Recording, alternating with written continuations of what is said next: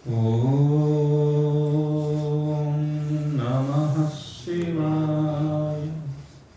ॐ नमः शिवाय। ॐ नमः शिवाय। हरि ओम। नारायणाय नमोस्तुते। श्रीकृष्ण नमो नमः। उपस्थित परम सौभाग्यशाली भगवत प्रेमी भगवत भक्त प्रेत भगवान की असीम महान महती कृपा के प्रणाम स्वरूप हंसी खुशी प्रेम के साथ उत्साह के साथ ये सर्वश्रेष्ठ पर्व निर्विघ्न परिपूर्ण हुआ और ये पर्वों की श्रृंखला भी दीपावली के पर्व के साथ लगभग परिपूर्णता की ओर चली जाती है। लेकिन ये दीपावली जो हमारे जीवन में सुख लेकर आती है, खुशियां लेकर आती है, ये खुशियां निरंतर बनी रहें, क्योंकि हम ऐसे ही सुख को चाहते हैं, ऐसी ही खुशियों को चाहते हैं कि जो जीवन में निरंतर बनी रहे। और जीवन में खुशियां निरंतर केवल भगवत कृपा से बनी रह सकती है। जब हमारे ऊपर भगवान की विशेष कृपा होती है, तभी हमारे जीवन में सुख रहता है। और सुख रहता है तो शांति भी रहती है, चैन रहता है, आनंद रहता है, जिसके लिए हम जीवन पर प्रयास करते रहते हैं। और अब ये लौकिक मान्यता का दिव्य पर्व तो भले ही परिपूर्ण हुआ हो, लेकिन हमारा पर्व भी अब बहुत निकट आ रहा है। केवल 19 दिन का समय अब बीच में शेष रह गया है। तदुपरांत भगवान सदाशिव की कृपा शामली नगर पर विशेष रूप से होने जा रही है। भगवान सदाशिव की जिन दिव्य ज्योतियों का दर्शन करने के लिए हम पूरी भारत भूमि पर जाते हैं, उन्हीं दिव्य ज्योतियों का स्वागत करने के लिए हम लोग प्रतीक्षारत हैं। क्योंकि हमें आशा ही नहीं अपितु पूर्ण विश्वास है कि भगवान सदाशिव की वो 12 ज्योतियां जो ज्योतिर्लिंगों के रूप में प्रतिष्ठित हैं, भगवान उन ज्योतियों का एक पुंज निश्चय ही यहां पर स्थापित करेंगे। जब विद्वान पंडितों के द्वारा आह्वान किया जाएगा भगवान भोलेनाथ का, तो भगवान भोलेनाथ तो बड़े भोले भाले कहे गए हैं। वह तो थोड़ी सी उनके प्रति सद्भावना हो, थोड़ा सा उनसे प्रेम हो, तो उसी पे रीझ जाते हैं। न जाने कौन से गुण पर दया निधि रीझ जाते हैं, उनका कुछ पता नहीं लगता। तो फिर जब इतना बड़ा भक्त समूह, पूरा शामली क्षेत्र और भी बाहर से भी बहुत लोग जब प्रार्थना करेंगे तो क्यों नहीं रीझेंगे? वो प्रभु जरूर रीझेंगे और प्रभु बंधे हुए खींचे हुए चले आएंगे, ये हमारा विश्वास है। और आज से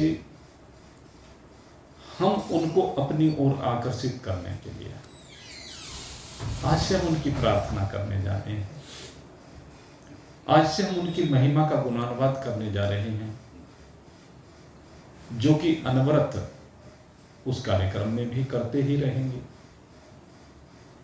लेकिन ये जो 20 दिन का समय है, इन 20 दिन के समय में जितना हमसे संभव हो पाएगा उतना प्रेम के साथ, भाव के साथ हम भगवान को निमंत्रण देंगे और उस निमंत्रण से वो निश्चय ही प्रसन्न होंगे। ऐसा हमारा विश्वास है, ऐसा आप सबका भी विश्वास है। तो आज इसीलिए हम भगवान सदाशिव की महिमा, जो उन्हीं के द्वारा इस शिव पुराण के रूप में गाई गई है, उसका तिल मात्र अंश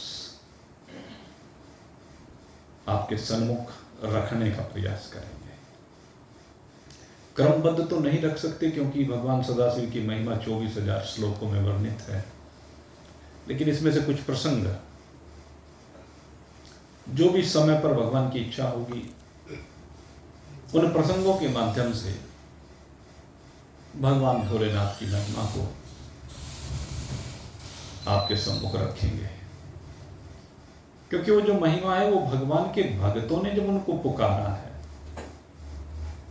तो उन पर पुकारने के बाद भगवान ने जो कृपा की है, वही सब कुछ जब आपके सम्मुख रखा जाएगा तो उस भक्त की जगह पर आप अपने आप को रखेंगे। जब उस भक्त की जगह पर आप अपने आप को रखेंगे तो जब उस पर भगवान प्रसन्न हुए तो आप पर भी प्रसन्न होंगे। सीधा सा भाव है। इसमें सबसे पहले विद्येश्वरी संहिता एक आती है। इस विद्येश्वरी संहिता में भगवान के दिव्य स्वरूप का वर्णन किया गया है। भगवान की ये ज्योति किस प्रकार से प्रकट हुई, उसका विशेष रूप से इसमें वर्णन आता है। क्योंकि भगवान की ज्योति, यूं तो प्रसंग आता है कि ब्रह्मा और भगवान विष्णु के बीच में विवाद हुआ या वाद हुआ, दोनों बात, वाद की बात है। मैं तो वाद मानता हूं और कुछ लोग विवाद कह देते हैं, क्योंकि विवाद में कभी भी ज्योति का प्रकटन नहीं हो सकता। क्योंकि ज्योति है ना, ज्योति यानी प्रकाश, और प्रकाश का कार्य प्रकाशित करना, प्रकाश का कार्य है सबको जगाना, प्रकाश का कार्य है जनाना। तो विवाद में तो संभव नहीं है, ये वाद से संभव है। क्योंकि जो वाद होता है उस वाद में मंथन होता है, विवाद में मंथन नहीं होता। विवाद में तो बुद्धि भ्रष्ट हो जाती है। आप देख लीजिए, कभी भी कहीं पर भी कोई विवाद हो तो उसमें बुद्धि भ्रष्टि हो जाती है। अपनी बात बड़ी कर देंगे, सबके अंदर बड़प्पन का भाव, अपनी ईगो, और उसमें क्या होता है कि जब अपनी बात को आदमी बड़ी करना चाहता है और दूसरे की छोटी करना चाहता है तो उसके अंदर एक आवेग की उत्पत्ति होती है। वो जो आवेग होता है, वो आवेग ही उसके विनाश का कारण बन जाता है। भगवान श्री कृष्ण ने गीता जी में 2 मंत्रों में इस बात को कहा है। ध्यायते विश्वम्भरं विश्वान पुंसः संगस्तेषु उपजायते संगात संजायते कामः कामात् क्रोधोऽभिजायते क्रोधात् भवति सम्मोहः सम्मोहात् स्मृति विभ्रमः स्मृति भ्रंशात् बुद्धिनाशो बुद्धिनाशात् प्रणश्यति। बुद्धि का विनाश होने से सर्वनाश। और बुद्धि का विनाश क्यों होता है? तो ध्यायते विषयान पुंसः। सबसे पहले ये व्यक्ति विषयों का ध्यान करता है। शब्द एक विषय है। मैं अपनी बात को ही श्रेष्ठतम रखूं, सबसे ऊपर रखूं, ये भी तो विषय का ध्यान है। मेरी बात ही सर्वोपरि हो, तो इस शब्द के माध्यम से बन रहे। जायते विषयान पुंसः संगस्तेषु उपजायते। अपनी बात को ऊंची रखने के लिए, हर स्थिति में अपनी बात को मनवाने के लिए, कहते मन में जो कामना होती है, ये कामना ही विनाश का जड़ है। क्योंकि जितनी भी कामनाएं होती हैं वो कामना ही इसे गर्त में ले जाकर के डालती है। इसलिए शास्त्र सदा कहता है कि जो वाद होगा उस वाद में इन कामनाओं के फल के बारे में मालूम होगा, और जब कामनाओं के फल के बारे में मालूम होगा तब इससे विरक्ति हो जाएगी। इसलिए हमारे यहाँ बार बार कामनाओं को मारने की बात की गई है। काम शब्द का जब भी उपयोग आता है, काम मतलब कामना। ये कामना शब्द की भी हो सकती है, स्पर्श की भी हो सकती है, रूप की भी हो सकती है, रस की भी हो सकती है और गंध की भी हो सकती है। ये कामना किसी की भी हो सकती है पांचों विषयों में से। और कहते कोई सी भी हो, वही व्यक्ति को विनाश की ओर ले जाती है। हमें विनाश से बचना है, इसलिए काम से बचना होगा। जो काम से नहीं बच पाते हैं, कहते जब उस कामना की पूर्ति नहीं होती, हमारी इच्छा के अनुसार दूसरा नहीं करता है, हमारे शब्दों का सम्मान दूसरा नहीं करता है, हम अपनी बात को जब बड़ा रखना चाहते हैं और दूसरे की बात को समझना चाहते ही नहीं। सीधी सी बात है, सबकी एक ही ईगो है। सब अपनी बात को चाहते हैं, अपने नाम को चाहते हैं, अपनी जाति को चाहते हैं, अपने वर्ण को चाहते हैं, अपने आश्रम को चाहते हैं, अपने व्यापार को चाहते हैं, अपने संबंधियों को चाहते हैं, न जाने किस किस रूप में। केवल अपने को चाहना ये स्वार्थ है, और दूसरे को चाहना परमार्थ है। जब तक स्वार्थ के अधीन जीव रहेगा तब तक मरता रहेगा, और जब परमार्थ करने लगेगा तो फिर मरने और जीने के चक्र से बाहर निकल जाएगा। सीधी सी बात है। स्वार्थ और परमार्थ ये दो ही चीजें हैं। स्वार्थ ही कामनाओं को जन्म देता है, और कामना की पूर्ति ना होने से वहीं पर क्रोध का जन्म हो जाता है। ब्रह्मा और विष्णु के बीच में इतिहासकारों ने विवाद कहा। मैं फिर कहता हूँ विवाद नहीं है, उन्होंने फिर विचार किया है, मंथन किया है, और मंथन करने के बाद उन्होंने पाया कि ये काम क्रोध का जनक है। इस काम से क्रोध आता है। अगर कामनाएं हैं तो क्रोध आएगा ही, अगर कामनाएं नहीं तो क्रोध क्यों आएगा? जब हम किसी से सम्मान चाहते ही नहीं, तो किसी ने अगर अपमान भी कर दिया तो क्रोध कैसा आएगा? नहीं। सीधा सा भाव है। इसलिए क्रोध से बचना, इस आवेग, क्रोध का आवेग यही है वो जैसे जीव का विनाश करता है। अगर यदि हम क्रोध के आवेग से बच गए तो अग्नि तो इससे भी उत्पन्न होती है। मेरे मित्रों, प्रकाश सूर्य भी कर रहा है, प्रकाश चंद्रमा भी कर रहा है, प्रकाश तारेगण भी कर रहे हैं, और वो एक दहकती हुई अग्नि वो भी कर रही है। सबसे प्रकाश हो रहा है, लेकिन सारे प्रकाशों में भिन्नता है। जहाँ सूर्य के प्रकाश में प्रकाश भी है और ऊष्मा भी है, चंद्रमा के प्रकाश में प्रकाश भी है और शीतलता भी है। चंद्रमा के प्रकाश की विशेषता यही है कि उसमें शीतलता है। तो बात यही है, अगर यदि उष्णता होगी अग्नि के प्रकाश की तरह से, अग्नि प्रकाशित तो कर रही है लेकिन उष्णता लिए हुए होती है। आप देख लीजिए, होली जलाते हैं, होली के जलाने पर उसमें से उष्णता होती है, आप निकट खड़े नहीं हो सकते, दूर हो जाते हैं क्योंकि वो जलती है। और क्रोध की अग्नि ऐसी ही अग्नि है। क्रोध की अग्नि जलाने लगती है। और किसको जलानी है? ये किसको जला रही है? कहते दूसरे को तो बाद में जलाती है, अपने को पहले जलाती है। इस क्रोधाग्नि की सबसे बड़ी विशेषता यही है कि जिसको क्रोध आता है उसके अंदर अग्नि प्रज्वलित होती है, जिससे उसका सारा शरीर दहकने लगता है, रोम रोम से अग्नि प्रज्वलित होती है, जलने लगता है उसका जिस्म।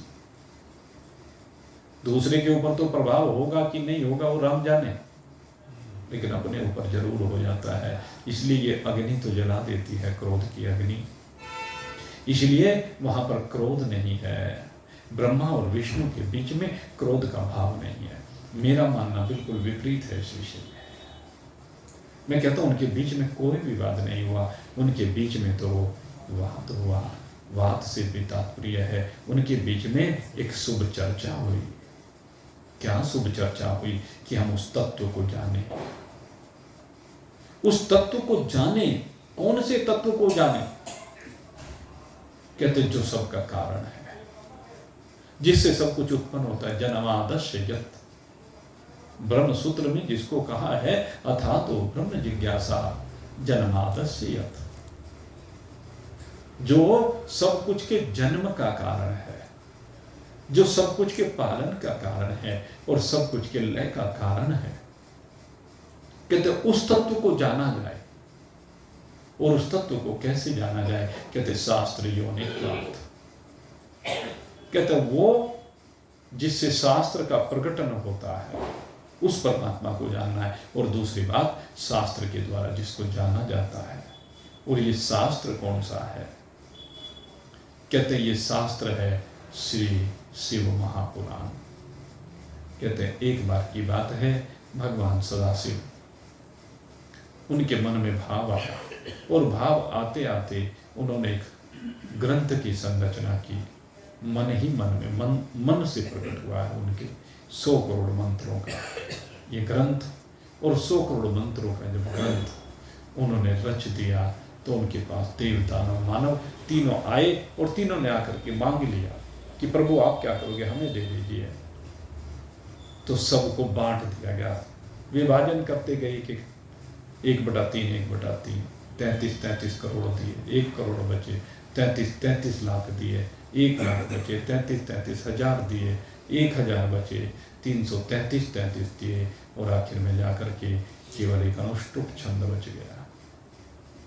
उसको भी बांट दिया। 32 अक्षरों वाला वह छंद, 10-10 अक्षर, उसके भी बांट दिए। 2 अक्षर बचे, उन दोनों अक्षरों को अपने हृदय में धारण कर लिया, क्योंकि वही जगत की वास्तविकता है, वही इन सब में समाया हुआ है। और दूसरा भाव ये है कि जब हम चर्चा करने के लिए बैठते हैं, एक गुरु और एक शिष्य आपस में बैठ कर के चर्चा करते हैं। जब गुरु और शिष्य की चर्चा होती है तो उन दोनों की चर्चा से निकल करके आता है वो दिव्य तत्व है, वो अलौकिक तत्व जो सब कुछ को एक ओर हटा देता है। ये देव दानव मानव तीनों के ज्ञान को हटा देता है। जो ज्ञान का बंटवारा किया गया, कहते हैं वो सारा लौकिक है। उस लौकिकता को हटा करके केवल एक अंत में पारमार्थिक ज्ञान रह जाता है, जिसे ओम भी कहा जाता है। ये ओम कह लीजिए, ये राम कह लीजिए, ये शिव कह लीजिए, सब एक ही बात है। तो जिस वाद से इस तत्व का शोधन हो, ये तत्व जितना इसमें क्या है, कहते हैं लौकिकता भरी हुई है, जितना भी कुछ विनाशी भरा हुआ है, जब वह विनाशी बाहर निकल जाता है जैसे सोने को जैसे जैसे तपाते हैं उसमें से कीचड़ बाहर निकलते चली जाती है, जलकर भस्म हो जाती है, ऐसे ही जो जिज्ञासु होता है उस जिज्ञासु में से जलकर के सारी गंदगी बाहर हो जाती है। अकार उकार मकार जो तीनों मात्राएं हैं वो तीनों मात्राएं भी एक और हट जाती हैं। उन तीनों मात्राओं का भी जब अपने स्वरूप में लय हो जाता है फिर न अकार से संबंध है, न मकार से संबंध है, न उकार से संबंध है। इन त्रिमात्रिक जो पदार्थ हैं, इन त्रिमात्रिक पदार्थों से भी जो छुट्टी पा जाता है, इनसे छुट्टी पाने के बाद जो चौथा अमात्रिक पदार्थ है वह शेष रह जाता है, और जो शेष है वही शिव है, वही कल्याणकारी है, वही सबसे सुंदर यानी आनंद रूप है। उसको शिव कहा गया। उसी शिव की वो दिव्य ज्योति है, और ये ज्योतियों का जहाँ जहाँ भी मंथन हुआ वहीं वहीं पर ये शिव की ज्योति प्रकट हो गई है। तो 12 स्थानों पर कहते हैं इसका मंथन हुआ, 12 स्थानों पर इसकी खोज की गई। यद्यपि ये शिव की ज्योति सर्वत्र व्याप्त है। ये शिव की ज्योति कोई ऐसा स्थल नहीं है जहाँ पर शिव की ज्योति विराजमान ना हो, लेकिन बात यह है कि कहाँ पर ये ज्योति प्रकट हुई है। ज्योति वहाँ पर प्रकट हुई है जहाँ पर प्रकट करने की भावना वाला कोई जिज्ञासु हुआ है, और उस जिज्ञासु ने शोधन किया है, उस जिज्ञासु ने विचार किया है, और विचार करने के बाद उसने क्या किया? ब्रह्म सत्यम जगन मिथ्या जीवो ब्रह्मेव नापर, इस निष्कर्ष पर जो पहुंचा उसने एक ब्रह्म को निकाल लिया। जैसे कहते हैं ना मूंज में से अनाज को अलग निकाल लिया जाता है, चावल को, धान को अलग निकाल लिया जाता है कूट करके, तो उसी प्रकार से कहते हैं जो इस जगत में से परमात्मा को निकाल लेता है वहीं पर यह ज्योति प्रकट हो जाती है, और यही ज्योति भगवान सदाशिव का ज्योतिर्लिंग कहलाता है। यही है वो ज्योतिर्लिंग। ये 12 जो ज्योतिर्लिंग भगवान के प्रकट हुए हैं ये ऐसे ही प्रकट नहीं हुए हैं। भगवान के केवल 12 ज्योतिर्लिंग, इसके अलावा अन्य बहुत से उपलिंग हैं। उप ज्योतिर्लिंग कह लीजिए, सहायक ज्योतिर्लिंग कह लीजिए। कहते जहाँ जहाँ पर भगवान विशेष रूप से प्रकट हुए वो ज्योतिर्लिंग कहलाए, और जहाँ जहाँ पर भक्तों की भावना के अधीन होकर के भगवान ने अपनी कृपा की है, अपनी लीलाएं की हैं, वहाँ पर अनेकानेक लिंग प्रकट हो गए हैं। ये जितने भी लिंग हैं उन सब के अंदर भगवान की ज्योति समाहित है, भगवान की ज्योति प्रकट है, और उस ज्योति के द्वारा ही ये सारा जगत प्रकाशित होता है। और हम सब के अंदर भी ये लिंग विराजमान है, ये ज्योतिर्लिंग विराजमान है।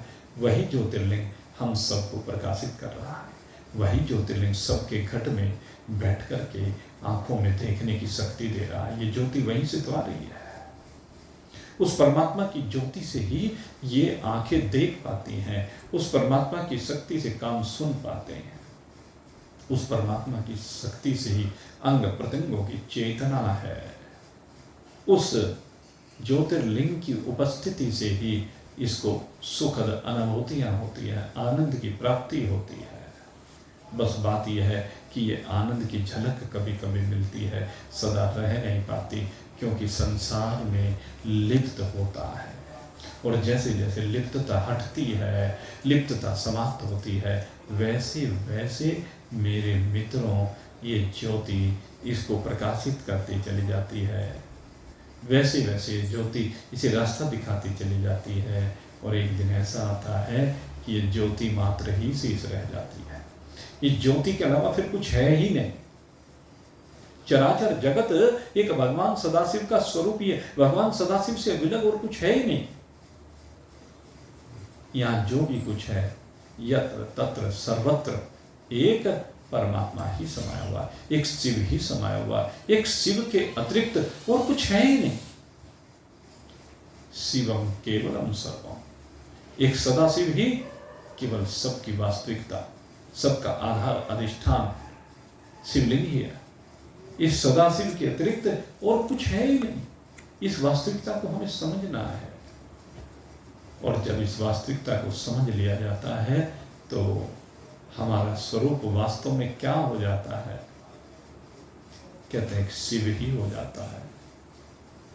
मनोबुद्धि अहंकारस चित्तानि नाहम् न च घ्राण नेत्रे न च श्रोत जिह्वे न च व्योम भूमि न तेजोर्वायु चिदानंद रूपः शिवोऽहं शिवोऽहं चिदानंद रूपः शिवोऽहं शिवोऽहं। क्योंकि उस समय अपनी वास्तविकता समझ में आ जाती है। मनोबुद्धि अहंकारस्य चित्तानि नाहम्। अंतःकरण की जो 4 वृत्तियां हैं, 4 प्रकार का अंतःकरण है, एक मन, एक बुद्धि, एक चित्त और अहंकार। तो सबसे पहले ये निर्वाण षष्टकम होता है। इस निर्वाण षष्टकम में सबसे पहले इन 4 वृत्तियों का निषेध किया गया है। इन 4 को हटाया गया है रास्ते। मनो बुद्धि अहंकारस्य चित्तानि नाहम्, कि मेरा जो स्वरूप है वो मन नहीं। मन क्या है? कहते मन माने संकल्प, मन माने विकल्प। कहते संसार को जब ये देखता है, संसार के बारे में जब ये सुनता है, संसार को जब ये अनुभव करता है, तो उससे इसके अंदर कामनाएं पैदा होती हैं। और जैसे जैसे इसके अंदर कामनाएं पैदा होती हैं, संसार की कामनाओं के पैदा होने के कारण से वो जो पैदा हुई कामनाएं वही तो संकल्प है। फिर उन कामनाओं को पूरी करने के लिए जो अनेकानेक प्रकार से इसकी वृत्तियां दौड़ती हैं, उनको विकल्प कहते हैं। संकल्प और विकल्प, किसी भी भाव का उदय होना संकल्प है, और उस भाव के ऊपर फिर आगे चिंतन करना, उस भाव के ऊपर अनेक प्रकार से सोचना, ये क्या है? ये विकल्प है। तो यही मन है, संकल्प और विकल्प। जब वृत्तियां संकल्प विकल्पात्मक होती हैं तो मन कहलाती है। और जब अनेक विकल्पों में से किसी एक विकल्प को चुन लिया जाता है, उस विकल्प को जब चुन लेते हैं तो वो विकल्प चुनने के बाद यानी एक निश्चय हो गया, निश्चयात्मिका बुद्धि। तो कहते हैं ये निश्चय करने वाली बुद्धि कहलाती है। तो दूसरी वृत्ति हुई बुद्धि, है तो वो भी वृत्ति। अभी तक संकल्प और विकल्प चल रहा था, 10 प्रकार की सोच चल रही थी, लेकिन एक निश्चय हो गया, 10 में से एक को चुन लिया गया, लेकिन है तो वो भी वृत्ति ही। अब उस वृत्ति में फिर आगे क्या आता है कि संकल्प विकल्पात्मक बुद्धि की ये बुद्धि आगे बढ़ती है, और बुद्धि आगे बढ़ने के बाद कहते हैं अब इसमें चित्त का उदय होता है। चित्त एक सात्विक भाव है, चित्त एक प्रकाशक भाव है, चित्त एक श्रेष्ठ भाव है।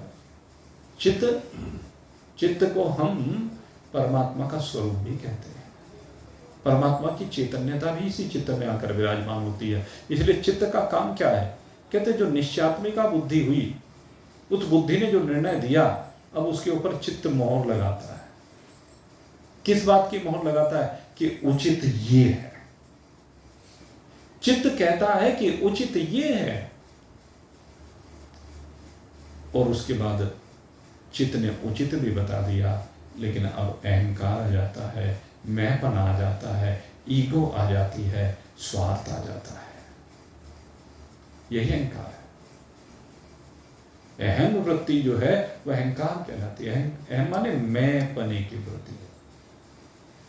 ये जो मैं पने की वृत्ति है, चित्त ने तो निर्णय कर दिया कि श्रेष्ठ ये है, लेकिन फिर मैं पने की वृत्ति आती है कि मेरा भला किसमें है, मेरे लिए श्रेष्ठ कौन सी है।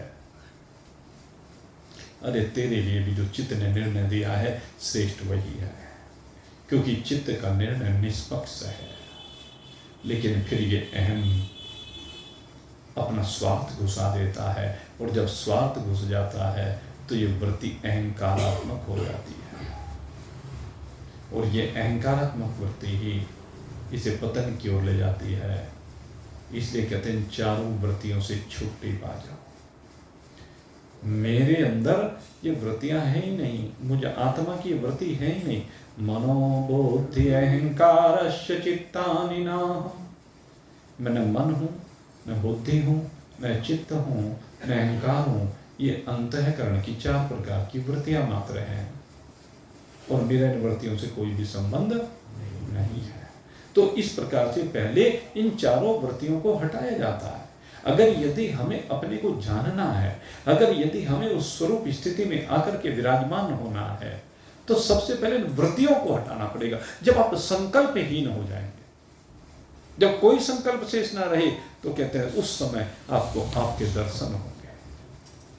जब तक ये विकल्प रहेंगे, संकल्प रहेंगे, तब तक आपको अपने के दर्शन नहीं हो सकते। आप अपने आप को आत्म रूप से अनुभूत नहीं कर सकते।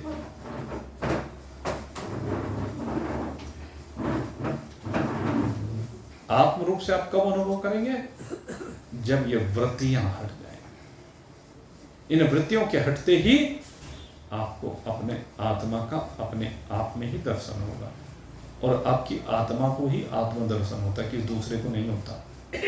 ये अपने आप में अपने आप का अपने आप को दर्शन। तो इसके लिए इन वृत्तियों का खेल समाप्त करना पड़ेगा। निर्संकल्प। तो मनोबुद्धि अहंकार चित्तानि नाहम् न च घ्राण नेत्रे न च श्रोत जिह्वे। इसके बाद कहा कि हम जो ज्ञानेंद्रियों में उलझे पड़े हैं, हमारी 5 ज्ञानेंद्रियां, इन 5 ज्ञानेंद्रियों में उलझे पड़े, इन 5 ज्ञानेंद्रियों के माध्यम से इस संसार को हम जानते हैं। लेकिन संसार को जानने के चक्कर में संसाराधिपति से दूर रहते हैं। उस संसाराधिपति को हम नहीं जान पाते हैं। जानना उस संसाराधिपति को है। ये संसाराधिपति कौन है? कहते हैं जिस समय इन नेत्रों की सीमा से बाहर निकल जाओगे, कहते हैं वो तत्व कौन सा तत्व है? कहते हैं जब इन आंखों से संसार देखना बंद हो जाए, आंखों से पंच भौतिक संसार देखना बंद हो जाए, संसार ना देखे। जब इन कानों से संसार की चर्चा सुननी बंद हो जाए, जब संसार का स्पर्श की अनुभूति ना हो, जब संसार के पदार्थों में रस ना लगे, संसार में कोई गंध की प्रतीति ना हो, ये 5 ज्ञानेंद्रियां कैसी हो जाए? रसना रसहीन हो जाए। रसना का रस संसार के पदार्थों में नहीं, संसार के भोगों में नहीं, अपितु परमात्मा रस से संयुक्त हो जाए। जप ले हरि नाम में हरि रसना। क्या कहा? इसका काम क्या हो कि ये राम का नाम जप ले, हरि का नाम जप ले। इसका काम ये है। और इसको हरि का नाम जपने में रस आने लगे, मोह रहो रसिका वो विभाव का, क्या हो? आनंदित हो जाए, रस लेने लगे। कौन? कहते हैं जो भगवान के भावों से भावित हो गई है, भगवान के नाम से संयुक्त हो गई है रसना, तब इसको रस मिलेगा। ये आंख ये 5 भूतों को देखती फिरती है। ये आंख इन 5 भूतों की संरचनाओं में लिप्त हुई फिरती है। ये आंखें केवल 5 तरह की मिट्टी के जोड़ तोड़ को देख रही होती है। जब ये आंखें इस 5 तरह की मिट्टी के जोड़ तोड़ को देखने से बाहर निकल करके एक परमात्मा का ही अवलोकन करे, शरीरों को ना देखे, पदार्थों को ना देखे, क्या देखे? कहते हैं जो इनके माध्यम से दिख रहा है उसको देखे, जिनके माध्यम से देख रहा है उसको देखे। दृष्टा दर्शन दृश्य, ये त्रिपुटी समाप्त हो जाए, त्रिपुटी रहे नहीं, केवल सब में एक आत्मा का अवलोकन हो, एक परमात्मा के अतिरिक्त तो कुछ दिखाई नहीं दे। जब आपकी स्थिति इस प्रकार की हो जाए नेत्रों से, तो तब समझना चाहिए इन नेत्रों में शिव की ज्योति का प्रकटन हो गया है। ये शिव की ज्योति का प्रकटन है।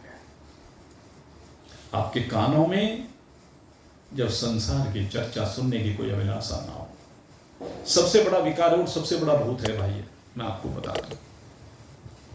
ये जो कान है ना, ये आकाश से उत्पन्न होते हैं। आकाश से कानों की उत्पत्ति हुई है। और इन कानों में कौन बैठे हैं? 10 दिक्पाल बैठे हुए हैं। और इन 10 दिक्पालों का काम क्या है? कहते हैं संसार की चर्चा सुनना, संसार की बातों को सुनकर के उनमें रस लेना, और फिर ये आकाश इस वाणी के माध्यम से उन्हें बाहर निकाल देता है। कैसे? कहते हैं आग लगा करके निकालता है। ये शब्द अग्नि से संयुक्त होकर के निकलते हैं और क्या करते हैं? आग लगाने का काम करते हैं। ये सामान्य सांसारिक जीव की बात बताई जा रही है भाई। सामान्य सांसारिक जीव ऐसा करते हैं, और जो पारमार्थिक जीव होते हैं वो इस चर्चा को चाहे किसी ने अग्निबाण ही क्यों ना छोड़े हों, कहते उनको भी शीतलता से संयुक्त कर देते हैं। उनको भी शीतलता से संयुक्त करके उसको भी ऐसे मधुर मधुर रस से संयुक्त करके आगे प्रवाहित कर देते हैं कि वो सबके कानों में जब जाते हैं और कानों के माध्यम से हृदय में जब जाते हैं, तो उस समय मेरे मित्रों उनके हृदय को रसान्वित कर देते हैं। उनके हृदय में परमात्मा रस का संचार कर देते हैं। उनके हृदय में वो मिठास भर देते हैं, जिसके द्वारा उनका जीवन परिवर्तित हो जाता है। ये रसों का परिवर्तन है। तो पांचों जो हमारे ज्ञानेंद्रियां हैं, उन पांचों ज्ञानेंद्रियों के माध्यम से मेरे मित्रों वो दिव्य रस का प्रवाह होता है, मधुर रस का प्रवाह होता है, अलौकिक रस का प्रवाह होता है। न च घ्राण नेत्रे न च श्रोत जिह्वे न च व्योम भूमि न तेजोरवायु। और अब इसके बाद कहते हैं इंद्रियों का निषेध करने के बाद अब पंचभूतों का निषेध किया गया है, क्योंकि इन पंचभूतों के द्वारा ही सब कुछ को रचा गया है, सब कुछ को बनाया गया है। क्षिति जल पावक गगन समीरा, क्षिति जल पावक गगन समीरा, पंच रचित अधम शरीरा, पंच रचित अधम शरीरा। कहते हैं आकाश वायु अग्नि जल पृथ्वी, इन पांच भूतों से ही ये सारा संसार बनाया गया है। इस संसार का जब हम शोधन करते हैं तो पांच भूत के अलावा और कुछ भी दिखाई नहीं देता है।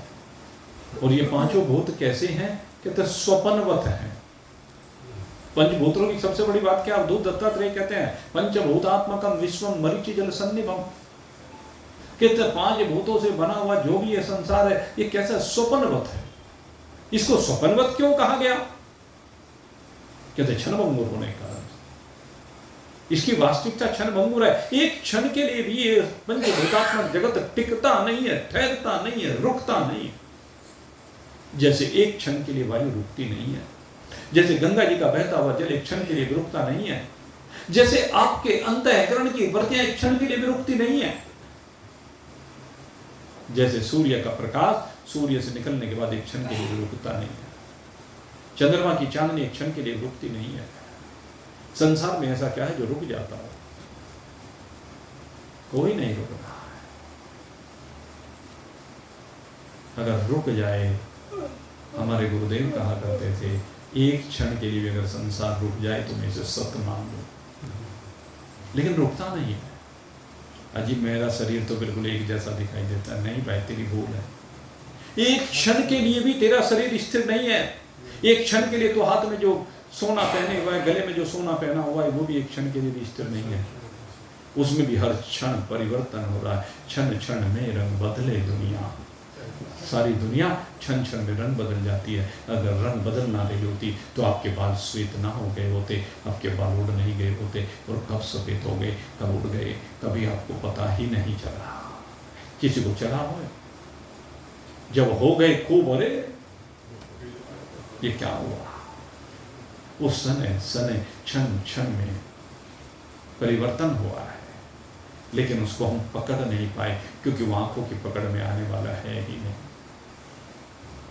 मेरे मित्रों, इस सारे संसार को देख लीजिए, ये आयु बहती जा रही है, ये काल की धारा में बहता जा रहा है। सब कुछ काल निरंतर गमनशील है, लेकिन भले सारी दुनिया गमनशील हो, क्षणभंगुर हो, स्थिर ना रहने वाली हो, मिट जाने वाली हो, लेकिन इसमें एक है जो सदा स्थिर रहता है, सदा अचल रहता है, कभी घटता है न बढ़ता है, सदा एक रस रहता है। इसीलिए उसको एक रस कहा। वो निरवयव तत्व है।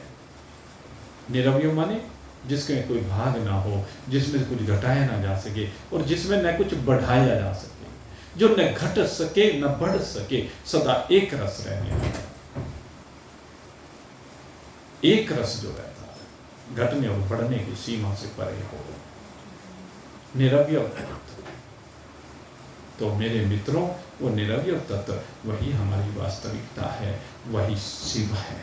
उसी के बारे में कहा, चिदानंद रूपः शिवोऽहं शिवोऽहं, चिदानंद रूपः शिवोऽहं शिवोऽहं। मेरी वास्तविकता क्या है?